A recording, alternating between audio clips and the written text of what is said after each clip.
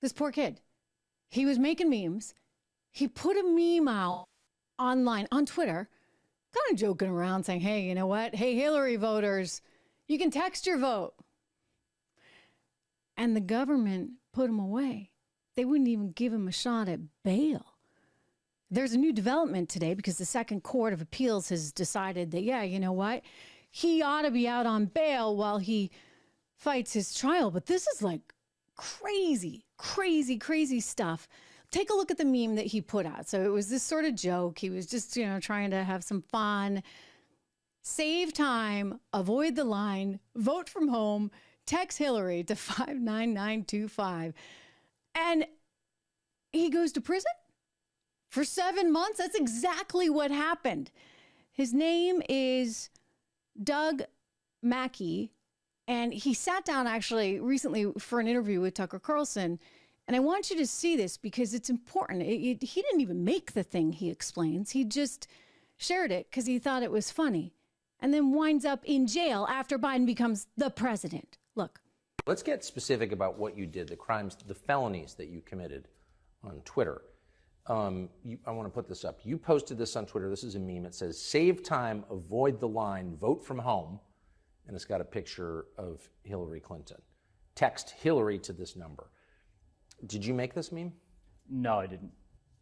Oh, you didn't create this? No. Where'd it come from? I found it on 4chan. Okay, so it was floating around the internet. Yeah, these kind of memes were floating all over the place.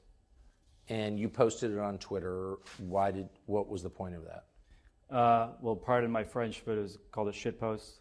Yeah. We talked about this a lot at the trial. I testified. Just sort of a joke, rile up everybody, muddy the waters, and mostly just because I thought my audience would find it funny. Did they? Yeah, absolutely. So at any point, did you think that you'd committed a crime or that others would think that you committed a crime? No. When did you discover that you were considered a felon by the U.S. government? Well, I had 8 to 10 law enforcement agents come and knock on my door at 7 a.m., 7 days after Joe Biden was inaugurated. Did you have any warning that this was coming? No warning. I mean, the scary thing is, if they think that you're, conspiring on the internet, they can subpoena your entire life and dig through everything you've got. So, I mean, it sets a very dangerous precedent. Yeah, you bet it does. A very, very, very dangerous precedent. This is unbelievable. I mean, I'm curious. Let me know in the comments there. Do you think that Doug Mackey deserved to go to prison where he has spent the last 7 months of his life because he shared a meme where he was joking around about Hillary Clinton? By the way, Sheila Jackson, the former congresswoman, she shared a meme on Twitter where she told people the wrong day to vote. Take a look at this. Sheila Jackson telling people to vote on December 7th. She's a couple days off there. Now, what? They're not going to go after her? She doesn't have to spend 7 months in jail? She doesn't have the feds locking her up? Oh, no, she's working for the other side, you see. You want to talk two-tier justice, ladies and gentlemen. Now, maybe some judge would say, you know what, Sheila, she's just not that bright. Her team's not that bright, so we're going to forgive that. Whereas this guy, he's smart. He's making those memes. He thinks he's too cool for school, so we're going to lock him up for 7 months. I'm sorry, last I checked, this is still the United States of America, and we still have a First Amendment. Right?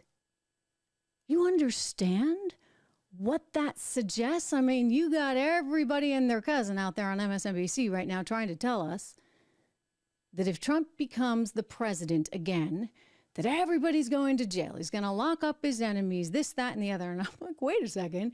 What have we just seen? Doug Mackey, 7 days after Joe Biden becomes the president of the United States, he lands in jail for making a joke meme about Hillary? This is frightening stuff. So the Second Court of Appeals, they just announced that he can go out on bond, but his trial is still pending. I'm looking forward to this trial, frankly, because it's an important trial to have. We can't allow our federal government to be locking people up because they make memes, and yet this is what happened. Consider 2020. Consider what happened to the New York Post. New York Post, oldest newspaper around. I mean, this is like going back to Alexander Hamilton, right? It was his newspaper. They get their Twitter account shut down. They get locked out because they dared to tell the truth on the Hunter Biden laptop. Turns out, yeah, the feds were investigating that thing. Absolutely investigating Hunter Biden. And they wanted us to think that that was nothing but a bogus narrative fed to Rudy Giuliani and then just served up to the American people in order to hurt Biden. No. Turns out the whole thing's true. Whole thing is true. And yet they went after the New York Post. They went after Doug Mackey. This became such a big deal that former President Trump weighed in on it. I want you to hear his take. Joe Biden and the radical left Democrats are trying to pose as the defenders of democracy, but in fact, they're the ones destroying our democracy. Crooked Joe and his henchmen have tried to shut down free speech with a massive government censorship operation to silence their critics. They're putting Douglas McKay in jail for sharing a joking meme about Hillary Clinton 7 years ago. Nobody ever heard of anything like that. Nobody's never heard of that, not in the United States of America. And yet the same team, do we have the Rev Sharpton soundbite? Because Rev Sharpton was all over MSNBC telling everybody, oh, he's going to lock you up. He's going to lock you up. Like it's game over. If Donald Trump wins, be prepared. He's going to go after his enemies. Rev Sharpton, of all people, trying to convince you. We are really at a real cross-section of whether we're going to be for democracy or an autocracy or a dictatorship. And I think David and the extensive things they've done in Atlanta, because I've been reading it, is very important. I mean, it's almost stuff you want to pass out in church on Sunday morning. He's going on about, you know what, everything is going to change. We're not going to have America anymore because they're going to take hold of the legal system. They're going to lock up their enemies. Hello, people. This is already what Joe Biden has done. A 34-year-old back then, what was he, 31, 32-year-old kid, not kid, but, young adult, gets locked up for making a meme about Hillary Clinton while Sheila Jackson can screw up, but, everything's okay. A two-tiered system. The only difference is that Donald Trump actually talks about it. The left doesn't. They try to scare you into thinking that Trump is going to strip away your freedoms while they work diligently.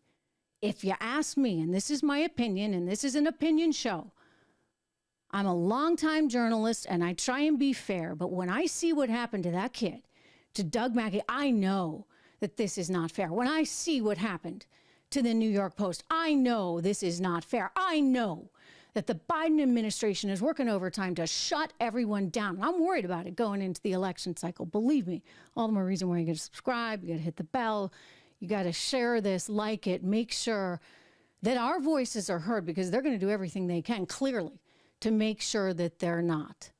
We got a lot to talk about. I'll see you back here on the show live tomorrow.